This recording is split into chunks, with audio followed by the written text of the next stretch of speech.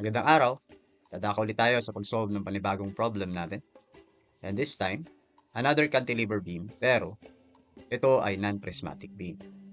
Sa sample 2 ng ating series ng pag-solve ng beam deflection, nakita natin doon na cantilever beam siya. Kaya lang, that is a prismatic beam. Madali lang siya. And this time, medyo may twist, no? Dahil non-prismatic ito. And sabi ko din doon sa sample 2 na isa sa mga ways o isa sa madaling way para ma-solve ang beam deflection and slope ng isang cantilever beam is using MAM. Okay? Simulan natin. Reactions muna ulit. So, meron tayong vertical reaction. Vertical load na 100 kN is just to be resisted by the reaction here at the peak support. And another is, meron din tayong tinatawag na moment reaction dito, which is 900 kN/meter. Nire-resist lang nito yung 100 kN times 6 at saka yung effect nung clockwise na 300. So, add mo lang yon. 100 times 6, 600 plus 300. I-add lang dahil para silang clockwise. Okay, so next is anticipate natin ulit yung deflection. Sa elastic curve nito, ganito siya. Exaggerate ko lang, ano? Ayan. And we are tasked to get the deflection and slope ng point B at C. Okay? Point C sa end, free end, at saka point B dito sa 6 meters from the rigid support. And tignan natin, no, non-prismatic siya. Pagdating dito sa segment AB, 2i siya. Kapag naman sa segment BC, I lang. Okay? So, na-double yung kanyang inertia. Given the E and I, okay? Substitute natin later. Ngayon, kapag nag-direct integration method tayo, ang gagawin natin, napakaraming equations, no? Ikakat natin dito sa change in inertia dito sa point B, and then gagawa tayo, magpe-perform tayo ng double integration dito, tsaka dito double integration din sa kabila. So medyo matagal. So kaya kung pagpipilian natin yung MAM at DIM, dito na tayo sa MAM. And then in fact, cantilever beam pa siya. Okay? So next natin, draw muna natin yung kanyang M/EI diagrams. Okay? So technically, mag-take ng moment doon sa point A, no?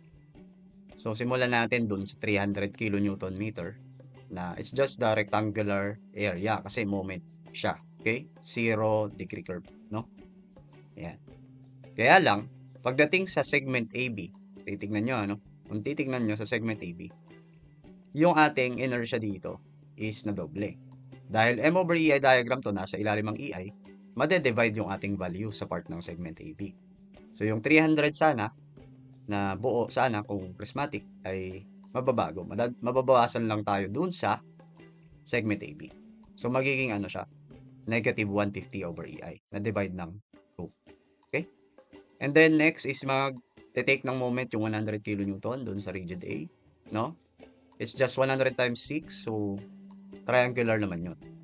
So negative 300 dahil dinivide din natin siya ng 2i, no?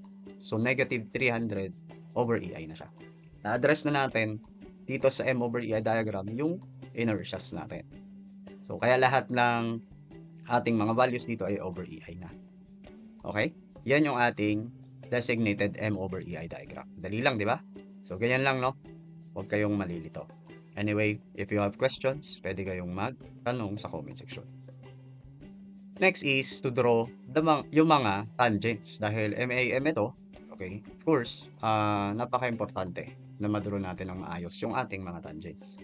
And later on, the relationships of the moment area theorems. Unahin na natin agad dun sa tangent ng A. Kasi automatic horizontal yan. Wala tayong slope sa point A. And dahil iniisip nga natin manguha ng slope and deflection sa point B and C, is mag-draw tayo ng tangent dun sa B. Unahin muna natin isolve ang slope and deflection sa point B. Again, tip ko sa inyo. Yung isang tangent, i-draw natin sa fixed support para automatic doon na magagaling yung reference natin. And then, pangalawang tangent is dun sa hinahanapan natin ng slope and deflection. Okay? So, dahil automatic din na dun sa tangent na yan, sa relationship ng between A and B, is andun na yung rotation or yung slope sa B. Ang tawag natin dyan is theta AB. Diba? And sa deflection naman, the deviation of B with respect to the drawn tangent A. Yan na agad yun. So, isa sa kagandahan no, ng cantilever beam deflection using MAM, yung moment area theorem sa atin, direct na siya. Okay? So, from the geometry of the elastic curve, the theta B is also the change in slope between B and A. And the deviation of B with respect to A is also the deflection at B. Okay? So, pwede nating solve na yan. So, moment area theorem 1, area lang between A and B. So, ito yung A, point A, ito yung point B. So, meron tayo rectangular dito at saka triangular. Unahin natin yung rectangular, 150 times 6, 6 lang yan. Negative 150 times 6. And then, negative 300 times 6 over 2. All in all, we have negative 1,800 over EI. Okay? So, negative means, yung rotation natin kasi from left to right is clockwise. Okay? Then, let's go with the deviation of B with respect to A. Okay, dahil sample 3 na tayo, medyo naintindihan na natin. No? Buwasan ko na yung explanation. Okay, gets na natin yan. Between A and B and then kunin yung centroid. Doon sa point B. And this is the values. Yan. Okay? So, 2/3 ha ng 6. From here sa triangle, 2/3. And then dito kalahati ng rectangle. And this is the value. Negative 6.3 over EI. Okay? Ayan na yun. Actually, tapos na tayo sa slope and deflection sa B. Pwede na nating substitute yon dun sa nabuo nating relationship sa geometry ng elastic curve.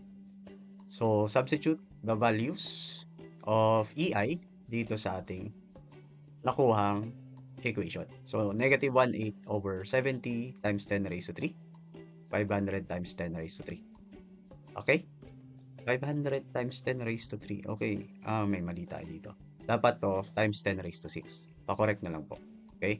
And this is 1,000 to the raised to 3 kasi dinivert natin yung mga meters and kilonewtons no, into mm po, no? Yan. Alam na natin yan. So, next, the answer is 0.0514 radians. And the symbol is clockwise kasi negative yung ating result. Okay? This time, tangent naman. Yung ano naman, yung ating deflection. So, substitute lang din the values. Okay? Yan. And then, convert natin 1,000 raised to 4 naman dito sa deviation. Okay? And we have 180 mm pababa. Dahil negative yung ating deflection. Okay? Dadako naman tayo dun sa point C. Okay? And then mag-drawing tayo ng tangent sa C. Same ng process. Okay? So, meron tayong slope dyan sa C. And meron tayong deviation sa C with respect to the drawn tangent at A. And actually, that's the y-max. Okay? And then from the geometry of the elastic curve, the relationships are here. So, same process lang. Okay? And then, get the moment area theorem 1 between C and A. The area. So, madadagdag lang ngayon sa solution itong area ng rectangle na to. The negative 300 times 3. Okay? And we have negative 27 over EI. O, diba? Sanayin lang talaga natin yung sarili natin, no? Na makakuha ng mga moment area theorems. Dalawa lang naman ang moment area theorems natin for the change in slope at saka deviation. And actually, kapag cantilever nga, madali lang siya. Okay? So, next is the deviation na ng C over A. Area lang ulit ng M over EI diagram, no? From C to A. And then, centroid drawn. Centroid measured at point C. Alam na natin yan. Okay? So, si 150 times 6 na area, ito. Madadagdagan lang tayo ng 3 meters dito. From the gitna of the rectangle.